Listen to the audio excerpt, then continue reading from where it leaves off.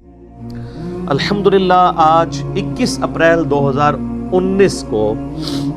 Sunday के दिन Quran class number 322 में अल्लाह का नाम लेकर आज हम इंशाअल्लाह पारा नंबर 29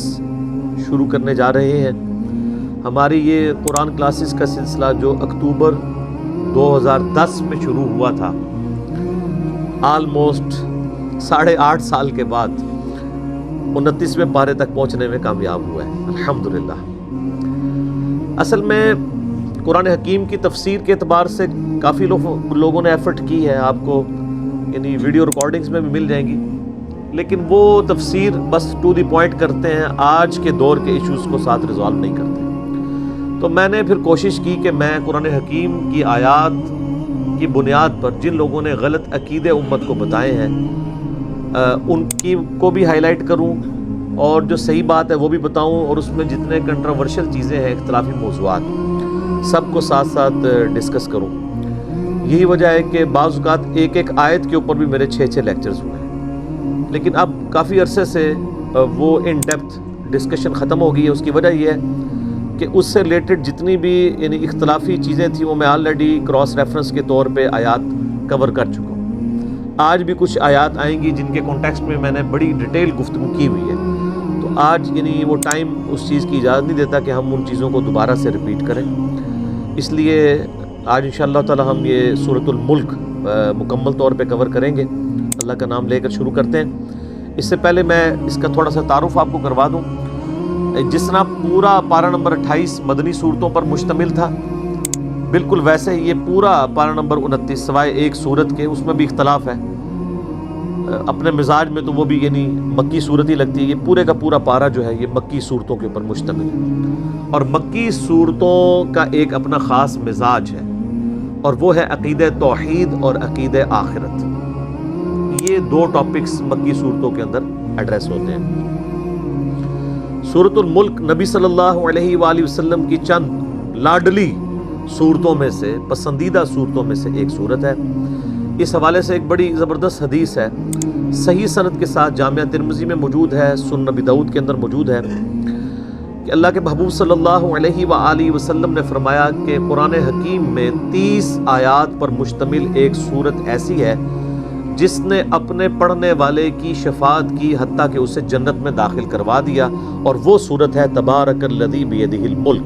यानी ये सूरतुल मुल्क पारा नंबर 29 और सूरत नंबर है 67। इसी कॉन्टेक्स्ट में जामिया तिर्मिज़ी में और रवायतें भी मौजूद हैं, लेकिन वो इतनी सेहत के दर्जे पे नहीं है जो मरफू रवायतें हैं। अलबत्ता उसको स्पोर्टिव चंद यानी मौकूफ़न रवायतें मौजूद हैं। मिसाल के तौर पर जामिया तिर्मिज़ी में एक हदीस मौजूद है कि नबी इस्लाम ने फरमाया कि सूरतुल मुल्क मुंजिया है, ये निजात देने वाली है, अज़ाब कब्र से ये माने है। ये तमाम बातें उसूल मुहद्दिसीन पे वो रवायत कमज़ोर है, लेकिन इसको स्पोर्टिव एक मौकूफ़न रवायत अल-मुजमुल कबीर तबरानी में मौजूद है। अब्दुल्लाह इब्न मसऊद रज़ियल्लाहु ताला अन्हु कहते हैं, ये बिल्कुल सही सनद के साथ है कि जो सूरतुल मुल्क है ये निजात देने वाली है अल्लाह के इज़्ज़त से, मुंजिया है, ये माने है, अज़ाब कब्र से रोकने वाली है। इस सूरत के पढ़ने वाले को जब कब्र में दफनाया जाएगा तो वो सरहाने की तरफ से आके अज़ाब कब्र के अगेंस्ट अल्लाह ताला के हुजूर सिफारिश करेगी ये सूरत, हत्ता कि उसे अल्लाह ताला बख्श देगा। तो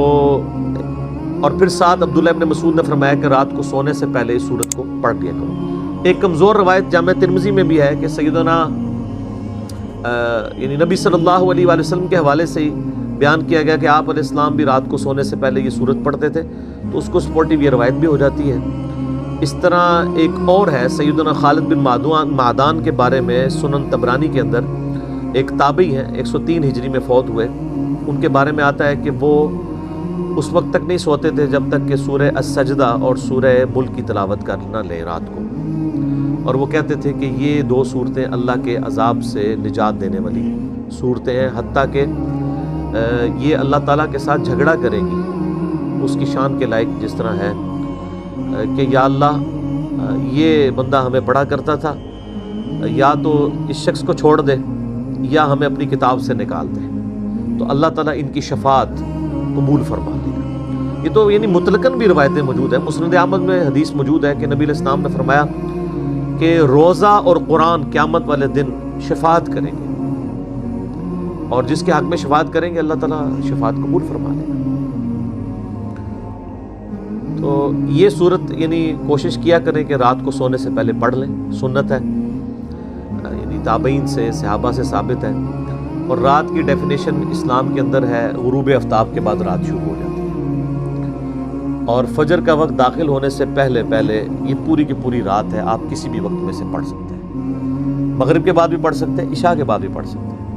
اور اگر کوئی رات کو پڑھنا بھول جائے تو صحیح مسلم میں ایک حدیث ہے کہ نبی صلی اللہ علیہ وآلہ وسلم نے فرمایا جو شخص رات کے وظائف بھول جائے یا کسی وجہ سے وہ سو جائے تو اگلے دن کی ظہر سے پہلے اگر ان کو پڑھ لے تو اللہ تعالیٰ اس کو وہی فضیلت عطا فرما دے گا۔ یعنی کتنا بڑا مارجن ہے۔ اسی کے تحت ایک دفعہ وہ شاہ احمد نورانی صاحب نے ٹی وی میں کہیں کہہ دیا کہ جس کی تراویح کی نماز رہ جائے نا تو وہ صبح اشراق کے وقت میں بے شک پڑھ لے، تو لوگوں نے کہا لو جی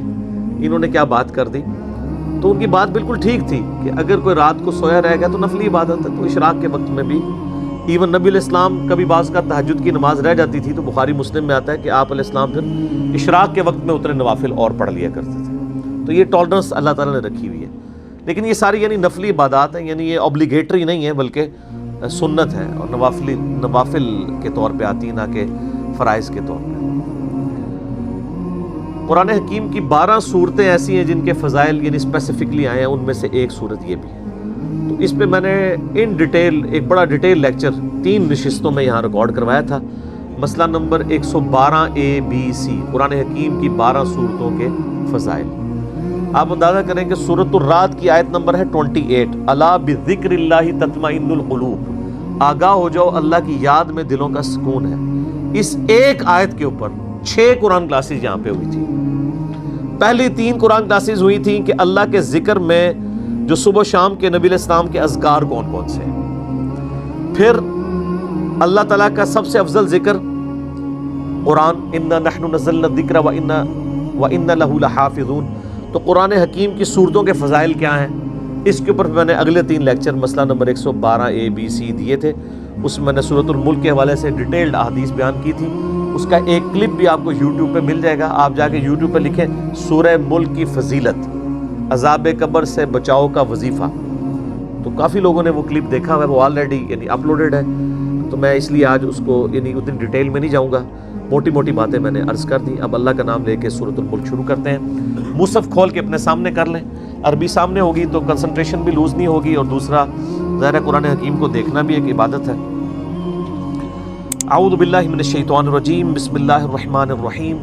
تبارک الذی بیدہ الملک، بڑی برکت والی ہے وہ ذات جس کے قبضے قدرت میں ہر چیز کی بادشاہت ہے، یعنی کائنات میں ہر چیز اس کے قبضے میں ہے۔ وَهُوَ عَلَىٰ كُلِّ شَيْءٍ قَدِيرٌ، اور وہ ہر چیز کے اوپر قادر ہے، ہر چیز اس کے قبضے میں ہے اور ہر چیز کے ساتھ کچھ بھی کرنے پر وہ قادر ہے۔ لیکن یہ الگ بات ہے کہ اس نے اپنی مخلوقات میں سے صرف جن و انس ہیں جن کو فری ول دی ہوئی ہے کہ وہ اپنی مرضی سے جو مرضی کریں، لیکن آخرت میں پھر ان کے اوپر پکڑ کریں۔ باقی مخلوقات اللہ تعالیٰ کے حکم کی اتنی پابند ہیں کہ وہ ٹس سے مس نہیں ہو سکتی۔ یہ ہو ہی نہیں سکتا کہ سورج جو ہے وہ ود رسپیکٹ ٹو زمین نکلنے سے انکار کرتے ہیں، یہ ہو ہی نہیں سکتا کہ زمین کی مٹی میں پانی ڈالا جائے اور وہ بیج اگانے سے انکار کرتے ہیں، یہ ہو ہی نہیں سکتا کہ آپ آگ جلائیں اور آگ جلانے سے انکار کرتے ہیں۔ یہ سب کے سب فزیکل فینومینا آف نیچر اللہ تعالیٰ کے انتہائی محکم قوانین ہیں۔ البتہ اللہ تعالیٰ اپنے پیغمبروں کے لیے معجزے کے طور پر کبھی اس رول کو توڑنا چاہے وہ الگ بات، لیکن جنرل رول یہی ہے کہ یہ اللہ تعالیٰ کے محکم قوانین ہیں۔ یہ فزیکل فینومینا آف نیچر اتنے محکم ہے کہ انہی کے بنیاد کے اوپر پھر سائنٹیفک جو ڈسکوریز اور پھر سائنٹیفک جو انوینشنز ہیں وہ پاسبل ہوئی ہیں۔ ادروائز اگر فورس آف بوئنسی جو ایئر کے اندر یا سمندر کے پانی میں ایگزسٹ کرتی ہے، یہ کسی دن کرے کسی دن نہ کرے تو پھر بحری جہاز تو آپ نہیں چلا سکتے سمندر میں، اور پھر پریڈکٹ بھی نہ کر سکیں کہ آج سمندر کا پانی بحری جہاز کو قوت اچھال فورس آف بوائنسی دے گا یا نہیں دے گا، تو آپ یہ شیڈول بھی نہ بنا سکتے۔ تو یہ سائنٹیفک انوینشنز اسی لیے پاسبل ہوئی ہیں کہ فزیکل فینومین آف نیچر بڑے محکم ہیں، یہ اس طرح نہیں ٹوٹتے ہیں۔ ویسے آپ کسے کہانیوں میں جتنے مرضی ان کو توڑتے رہے کہ فلانے بابے نے ایسا کرتا، فلانے نے ایسا کرتا،